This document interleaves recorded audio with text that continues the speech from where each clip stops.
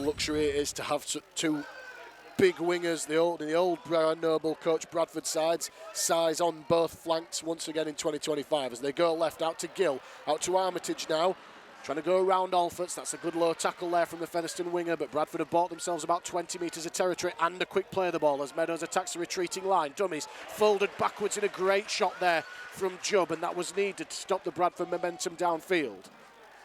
Suter shapes right, comes left to Pele. Pele leaves a man on the ground, still standing in the tackle. The man mountain that is Franklin Pele.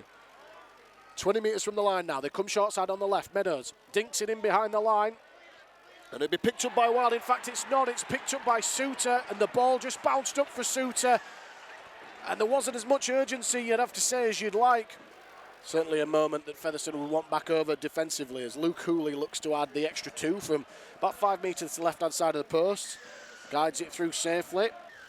Nevertheless, counts for the same number of points as Gorman gets the game back underway. The try scorer picks it up inside his in goal and hands it on to Pele. Now Pele just swats away from Alfords, swats away from Barley, who comes again after him. He's over the halfway line here. Pele, that pass is a mile forward and it's pulled up rightly by the referee, and that will frustrate Paul Cook. Just not quite as urgent as they needed to be. There was another set of 6 in the form of a goal line dropout in the offering as the offload comes out of the tackle now, and Gill is into the backfield. Now then, he's got support on his inside. He kicks it in behind the line. It's a foot race now, but Connor Wynne is going to be quickest back to it.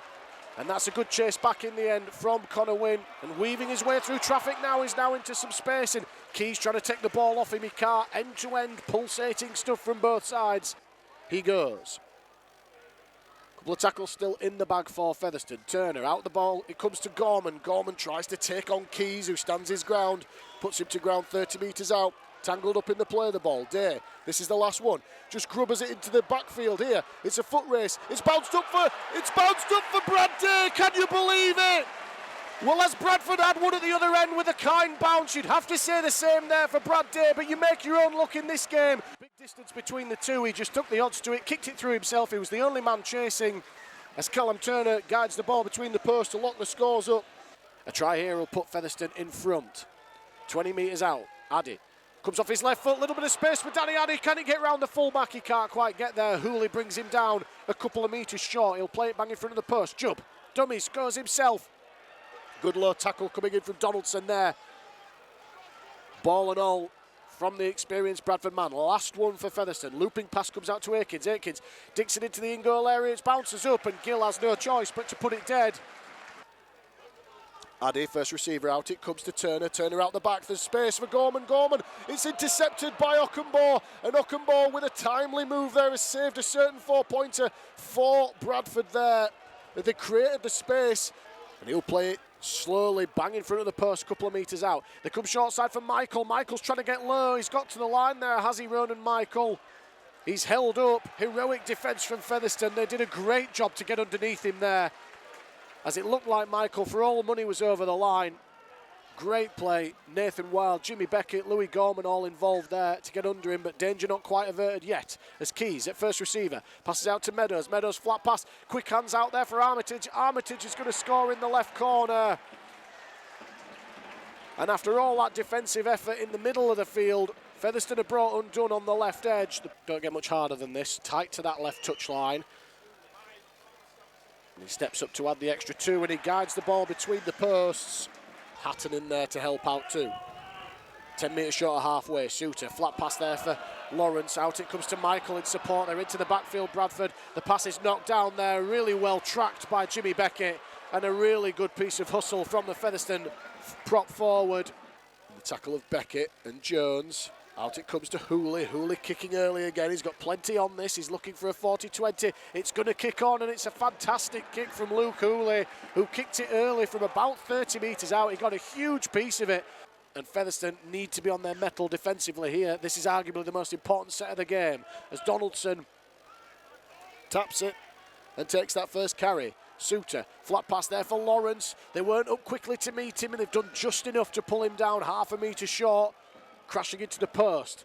Ball comes out to Keys. Keys out, it comes to Meadows. Meadows out. They give the ball out wide to Ockenbaugh. Ockenbaugh's going to spin and score there. And it was all just a little bit too easy for Bradford. well to close him down, but Bradford have gone the best part of 65 metres in this set, and Keys gets it away. Another testing one. Takes the bounce past everybody, and it's going to kick on into the in-goal area, and Wanga Blake touches it down, but he was offside from the kick. 4 tackles gone, still inside their own 20s. The referee tells him to play it. Lilly skips our dummy half now. They weren't ready for him, and he's gone straight into the backfield. He's given it on to Hooley. Hooley racing away, loses the ball in the tackle. And he's knocked that on, Luke Hooley. A push away from the defenders. Williams is there to put him on the ground. Keys.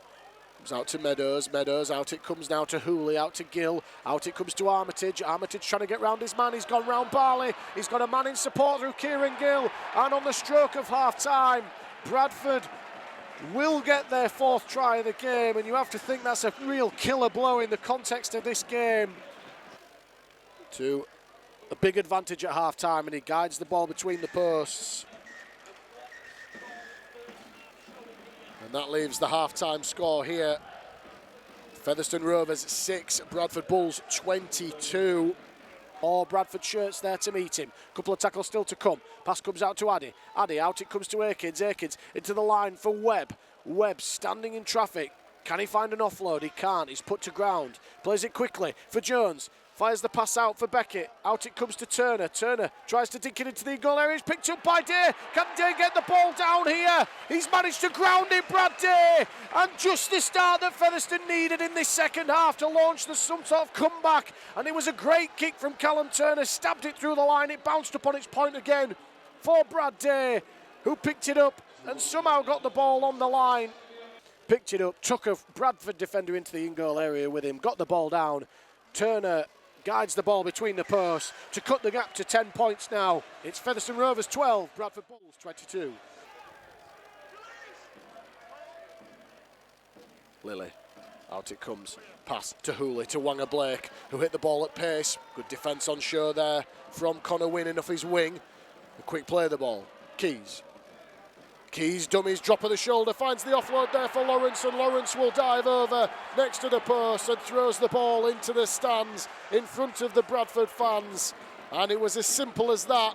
And then 60 seconds later, they find themselves behind their own sticks. It's a punishing game at times, rugby league, as Hooley guides the ball between the posts once again. And Bradford re-establish their 3-score advantage. Lawrence will play it 35 out. Keys. Meadows into the line, a flat pass there for Fulton, who spins in traffic. He's got Meadows in support. Meadows is going to race away, bumps off the last man and scores. And back-to-back tries, not for the first time in this game from Bradford, who just go bang, bang in 2 minutes. He'll play it in the centre of the field. Jones, out it comes to Addy. Addy, flat pass there for Beckett. Beckett at pace, almost got through the line. And Danny Addy's been left on the ground there. Beckett plays it quickly for Jones. Out it comes to Turner. Turner, it's the ball knocked down there by Ockenbaugh, and another centre 6 coming up for Featherstone here. They'll have a scrum feed 10 metres out now. Featherstone need a try in this set, you feel. Akins, out it comes to Gorman. Quick pass there for Olferts. He must score, and it's a strolling on the right edge for Daryl Olferts. And Featherstone aren't done within this game just yet. Lovely quick hands out the back. It came to Gorman, who tipped it on nicely for Daryl Olferts to touchdown in the right corner. And with 25 minutes to go, Featherstone get the try. Another one they've pegged back here. It's now Featherstone Rovers 16, Bradford Bulls 34.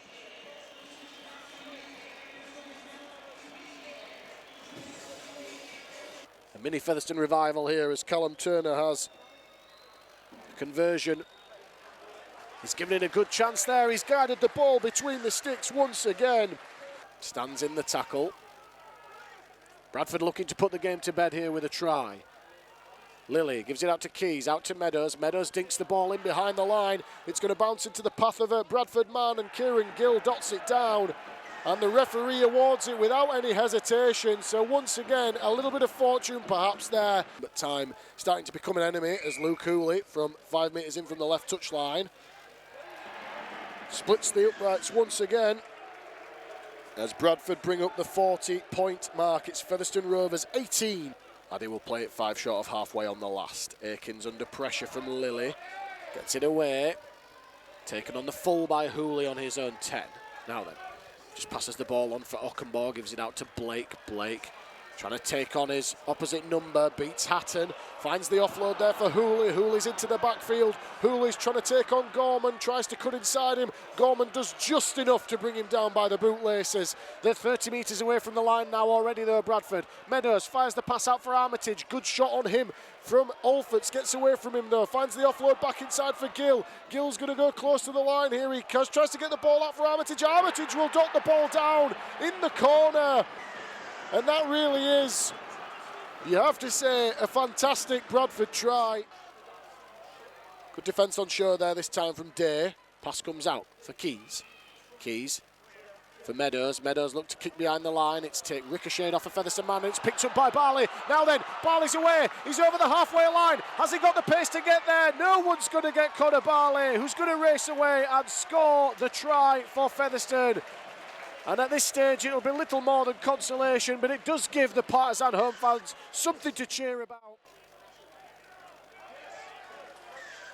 As Louis Gorman guides the ball between the posts.